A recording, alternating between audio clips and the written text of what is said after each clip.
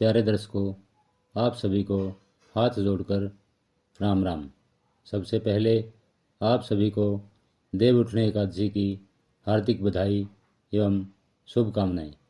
इस वर्ष 2025 में एकादशी 2 तारीखों में आ रही है, इसलिए हमारे दर्शक बहुत से असमंजस में हैं कि एकादशी का व्रत 1 नवंबर को रखें या 2 नवंबर को।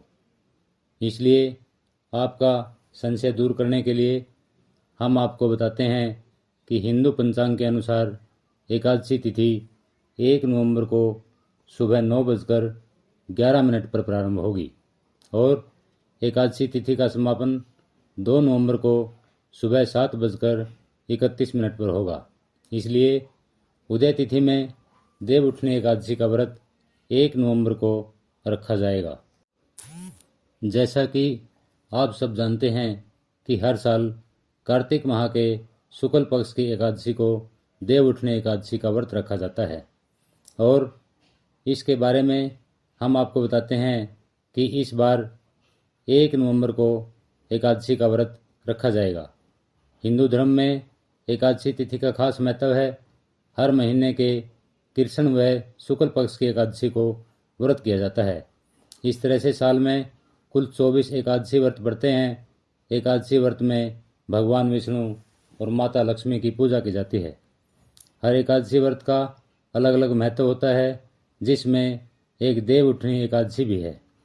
देव उठनी एकादशी के दिन चतुर्मास समाप्त हो जाता है और भगवान विष्णु योग निद्रा से जागते हैं और फिर सृष्टि का संचालन करते हैं। इसलिए इसे देव उत्थान एकादशी या देव प्रबोधिनी एकादशी भी कहा जाता है। हम आपको बताते हैं कि देव उठनी एकादशी का पूजन और व्रत के पारण का शुभ मुहूर्त क्या है। हिंदू पंचांग के अनुसार एकादशी तिथि 1 नवंबर को सुबह 9:11 पर आरंभ होगी और एकादशी तिथि का समापन 2 नवंबर को सुबह 7:31 पर होगा। उदय तिथि में देव उठनी एकादशी व्रत रखा जाएगा। इसलिए एकादशी का जो पूजन का मुहूर्त है वो सबसे पहले ब्रह्म मुहूर्त सुबह 4:50 से 5:41 तक होगा। उसके बाद अभिजीत मुहूर्त 11:42 से दोपहर 12:27 तक होगा। विजय मुहूर्त दोपहर 1:55 से दोपहर बाद 2:39 तक होगा। गोधूली मुहूर्त शाम को 5:36 से शाम के 6:02 होगा और अमृतकाल सुबह 11:17 से दोपहर बाद 12:51 तक होगा। इस दिन रवि योग सुबह 6:33 से शाम के 6:20 तक होगा। अब हम आपको बताते हैं कि देव उठने एकादशी का जो व्रत करते हैं उसका क्या महत्व है। देव उठने एकादशी व्रत करने से जीवन में सुख समृद्धि व खुशहाली आती है। इसके साथ ही व्यक्ति के समस्त पापों का नाश होता है।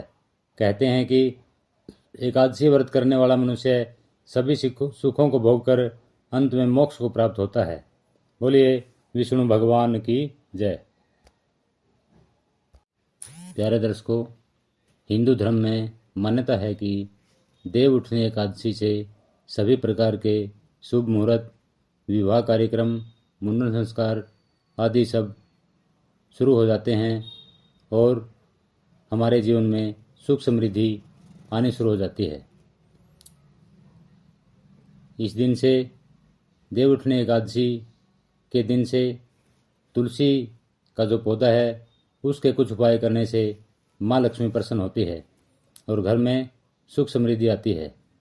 आपको बताते हैं कि तुलसी के क्या क्या उपाय करने चाहिए ताकि हमारे घर में माँ लक्ष्मी का निवास हो। सबसे पहले देव उठनी एकादशी के दिन भगवान विष्णु जी को तुलसी दल युक्त भोग लगाना चाहिए। मान्यता है कि इस उपाय के करने से प्रभु श्री हरि के साथ माता लक्ष्मी प्रसन्न होती हैं और साधक को मनोवांछित फल की प्राप्ति होती है। माँ लक्ष्मी की कृपा से जीवन में धन का आगमन होता है और सब प्रकार की सुख समृद्धि घर परिवार में रहती है। दूसरा उपाय है, देवउठनी एकादशी के दिन तुलसी के पास सुबह को और शाम को दोनों समय घी का दीपक जलाना चाहिए और तुलसी की 5 या 7 बार परिक्रमा लगानी चाहिए। मान्यता है कि इस उपाय को करने से माँ लक्ष्मी प्रसन्न होती है और घर में सुख समृद्धि आती है। जो तुलसी का तीसरा उपाय है वह यह है कि एकादशी पर माता तुलसी के मंत्र महाप्रसाद जननी सर्व सौभाग्यवर्धिनी आदि व्याधि हरा नित्यम तुलसी त्वम नमस्तुते का जाप करने से भी माँ लक्ष्मी का घर पर स्थायी वास होता है और धन संबंधी परेशानियों से राहत मिलती है, अर्थात कर्जों से मुक्ति मिलती है, आदि व्याधि से मुक्ति मिलती है। चौथा जो उपाय है, देवउठनी एकादशी के दिन तुलसी पूजा के बाद तुलसी चालीसा का पाठ करना चाहिए और माता तुलसी को 16 श्रृंगार अर्पित करके करना चाहिए। मान्यता है कि ऐसा करने से माँ लक्ष्मी का घर पर स्थायी निवास होता है। पांचवा जो उपाय है, देवउठनी एकादशी के दिन तुलसी के पौधे की विधि पूर्वक पूजा अर्चना करनी चाहिए। मान्यता है कि ऐसा करने से माँ लक्ष्मी प्रसन्न होती हैं और घर में धन का आगमन होता है। प्यारे दर्शकों, हिंदू धर्म और शास्त्रों में देवउठनी एकादशी पर तुलसी विवाह का भी विशेष महत्व बताया गया है। कहते हैं कि देवोत्थान पर तुलसी विवाह कराने पर साधक को कन्यादान के समान फल प्राप्त होता है। वहीं इस दिन व्रत रखने से भागोदय और कार्यों में मनचाहा फल भी प्राप्त होता है। इसलिए आपको बताते हैं कि तुलसी की देव प्रबोधिनी एकादशी के दिन हमें किस प्रकार से पूजा अर्चना करनी चाहिए। सबसे पहले पूजा करने से पहले हमें सारे घर में गंगा जल का छिड़काव करना चाहिए। उसके बाद पीले रंग के वस्त्रों का धारण करें। अब पूजन के लिए भगवान विष्णु के चरणों की आकृति बनाएं। यह आकृति गेरू से बनाएं और उसके आसपास मौसमी फल, मिठाई, बेर, सिंघाड़े आदि रखें और इस दौरान दान से जुड़ी जितनी भी सामग्री आपके पास हैं सबको प्रभु के निमित्त करके उसके पास रखें। फिर आप कुछ गन्नों को प्रभु की आकृति के पास रखें और छन्नी या डलिया से उसे ढक दें। आप आकृति के पास दीपक जलाएं और भगवान विष्णु और देवी लक्ष्मी जी की पूजा करें। जिस टाइम आप मुहूर्त के मुताबिक शंख या घंटी बजाकर देव उठो देवो बैठो देवो गीत से देवी देवताओं को जगाएं। फिर सभी भगवानों को पंचामृत का भोग लगाएं और अगले दिन व्रत का पालन करते हुए अक्षमता अनुसार दान करें। प्यारे दर्शकों, अब आपको बताते हैं कि देवउठनी एकादशी का जो व्रत हम करते हैं उसके क्या नेम और नियम हैं।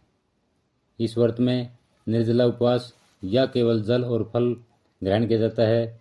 जो वृद्धजन हैं या जो बीमार व्यक्ति हैं वो फलाहार करके भी यह व्रत कर सकते हैं।